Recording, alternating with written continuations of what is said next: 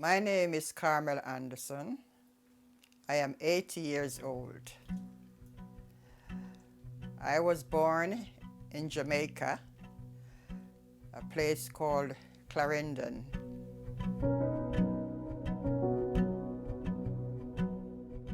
I was the third of 10 children.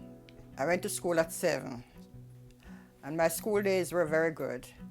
It was just school and church. My parents were, especially my mother, she was very strict, and we had to go to church.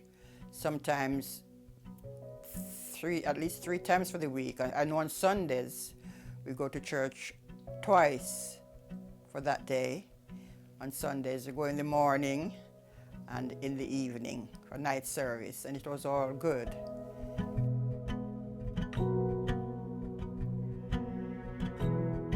We grew up in the same district, not, living too far from each other.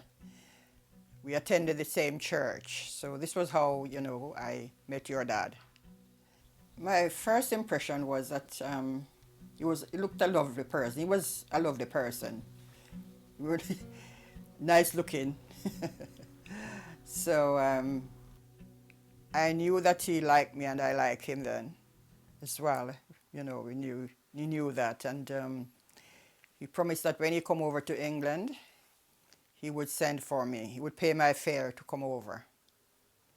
He came over 1959, and I came over 1961. We wrote letters to each other. Yes, there was no social media. Like now you have social media. So that was what happened. We wrote letters to each other. So what happened was he wrote a letter to my parents asking, if he could have my hand in marriage. And my parents replied back to him and said, yes, that will be okay. My sister was coming over as well to her husband. So my sister and myself came over together. Rupert was there waiting for me. I was happy to see him. As we were growing up in the church in Jamaica, I must say, it was a very strict church. We were not allowed to show emotions like, hugging and kissing and things like that. So we were happy to see each other, but there was no sort of hugging and kissing because we weren't brought up like that, I just knew that he was the one for me, really.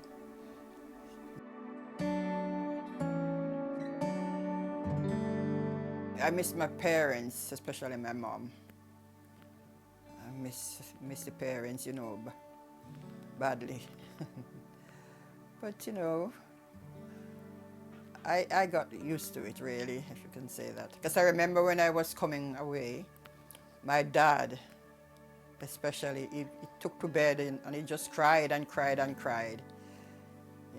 My dad really missed me because he probably think, didn't know what the way I would be treated here in England, coming to a new country. But yeah, everything worked out well. This photograph was taken on our wedding day at Warwick Register Office. It was a cold day, so that's why I'm dressed like this in this suit, I was 20 years old here, and Rupert, 26. Tell you what, when we came and trying to find a church to worship in Leamington, they didn't want any black people there in the church. There were white people churches, and they didn't want blacks. But then, people sort of had church. They held churches in their homes. We call our church now the New Testament Church of God, and which I think they started in Birmingham. So they sent a pastor from Birmingham to Leamington because they knew that there were a few black people in Leamington, and they rented a place that we could have church.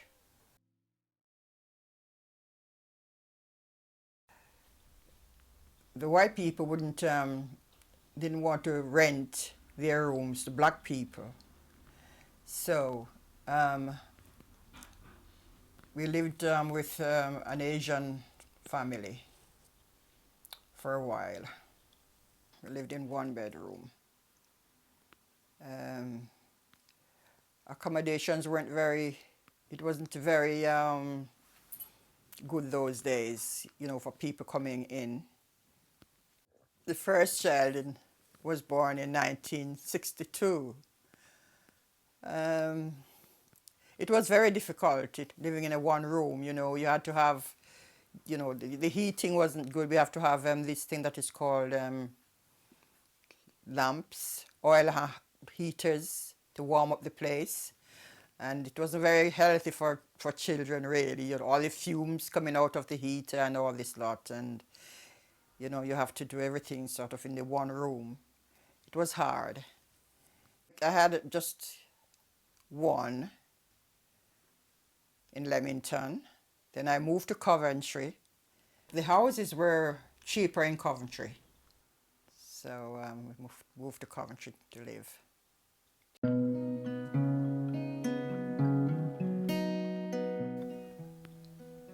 73, 74, I think it was, 1974, I started working at Walsgrave Hospital.